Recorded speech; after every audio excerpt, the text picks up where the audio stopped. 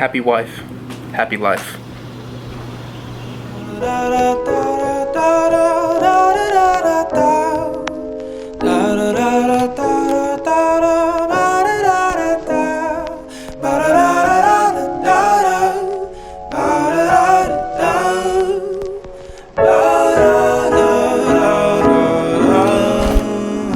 What's up, YouTube? We're back with another video. Every time you start, I get really awkward. This one we feel like is pretty important. Maybe we can pass down some advice to you guys, just things that we've learned over the course of our marriage so far, up to date. Yes, we've been married for 2 years. On the 11th. On the 11th, yeah. We just hit 2 years, so we just wanted to make a video real quick, just kind of reviewing our marriage and telling you guys what we've learned over the past 2 years. Yes. So we each came up with like 5 things that we learned. We haven't looked at each other's. I don't know even which ones you're gonna pick. I wrote down a couple. We had like 10 of them actually. I just started writing things, and then I realized, you know what? I learned a lot living with a person after being by myself for so long. Learned a lot, but it's good things. It's good things. Okay, so let's just get into it. All right, you want to start?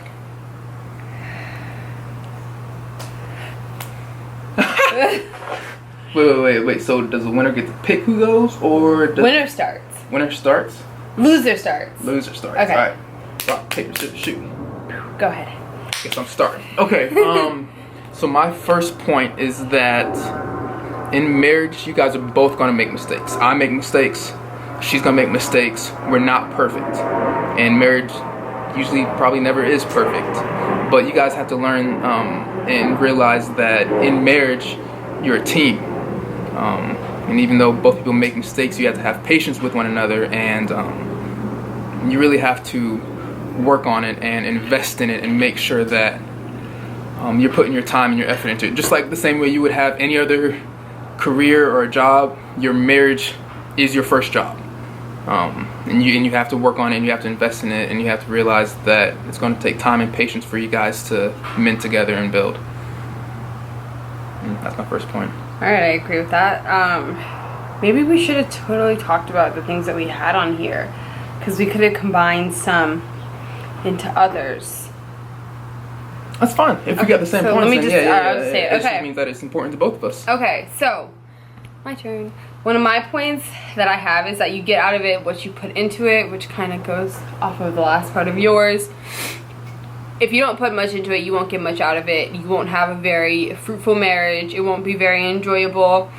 But the more that you do put into it, it's kind of like any other relationship, any kind of friendship even. If you don't talk to a friend, like eventually you guys won't really be friends. So same kind of goes for marriage. The more you put into it, the more you get out of it. What else am I trying to say with it? Invest. I mean, that's the more that you invest into it, yeah. Just like with anything, the more time that you put into it, the better the outcome. You reap what you sow. Yes. Okay. So the second point that I want to make, once again, it has to do with patience, but this is a different form of patience. Men who live with women may understand this, and I'm understanding it more and more now, that women take a long time to get ready. Yes. You know, I can shower, get dressed, be out the door in about 10-15 minutes if I need to be. It takes me 10 minutes to get into the shower.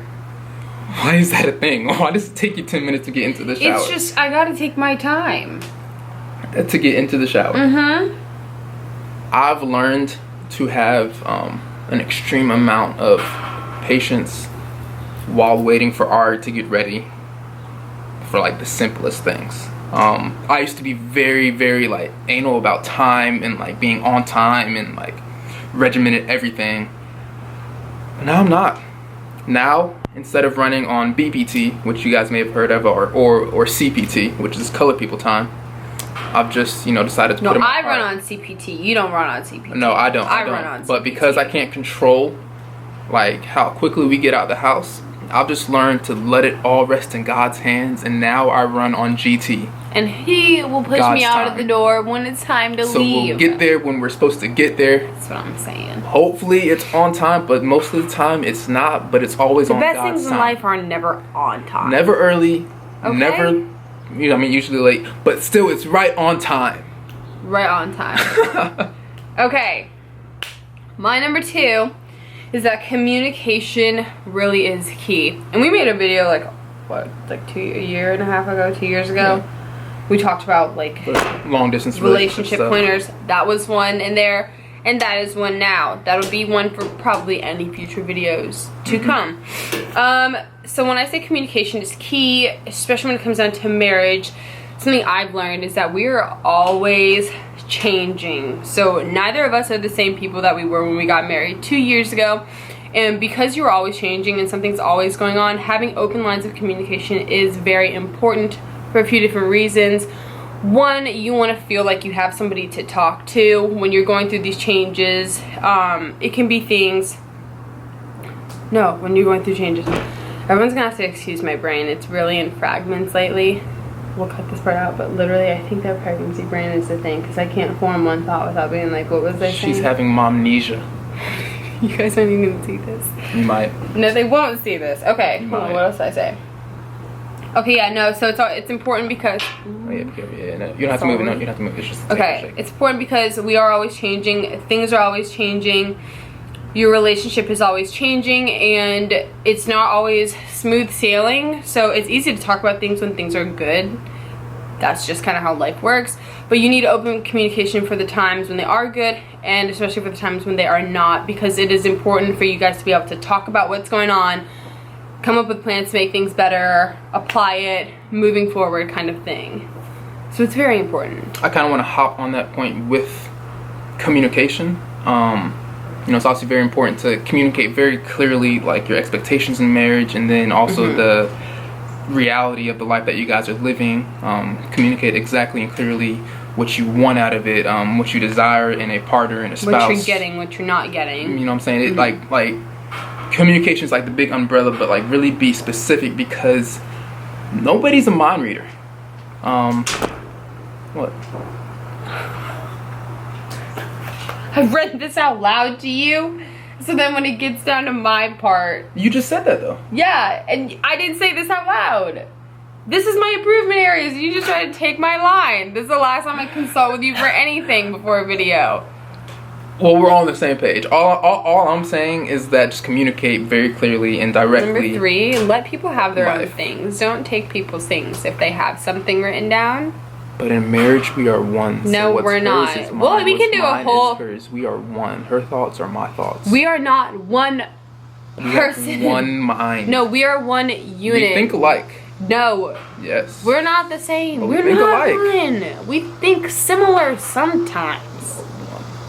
Unit. One unit. We have this conversation so often. In marriage, We are not one person. He wants to In literally marriage- morph together into one listen, human being. Listen, in marriage, and actually, you know what? She told me this, so I love it. I'm keeping it. In marriage, and intimacy, and Oh my gosh. relational love, it's all about the big O. You want to tell them what it is? I think you've got this. Oneness. Big O. All right, we can move on to the next point now. All right, you guys. This is number 3. Number Third 3. point. Third point. Your marriage, your partner, your spouse, you guys are a team. Marriage is the ultimate team. You guys are really stuck together for life. Like, I play on a team, like, yeah, you see that? Like, I play football, I play on a team, but I'm with those guys for a couple years out of my life, like, max. Maybe some of those relationships will go on, extend, but I mean, everyone kind of does their own thing. But right here, this is the ultimate team. Like, we are together for life. I'm the captain. We are together for life, okay? And the thing that some people don't understand about marriage, it's not just a promise. It's not an agreement to stay together.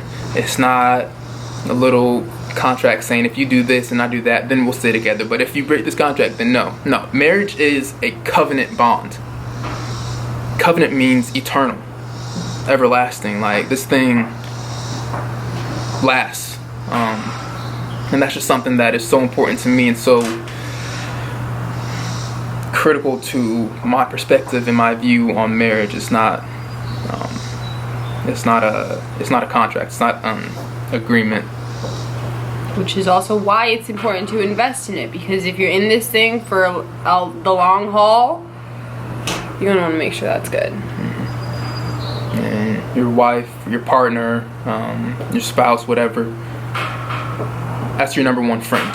That's your number one teammate, your number one friend, your partner in crime. So everything that we do, that's why I love the oneness factor of marriage, because everything that I think about is with both of us. I want to have this for our lives. I want to do this. I want to travel with you. Like, everything I want to do is centered around Ari. So that's what I love about marriage, is having a lifelong partner and friend.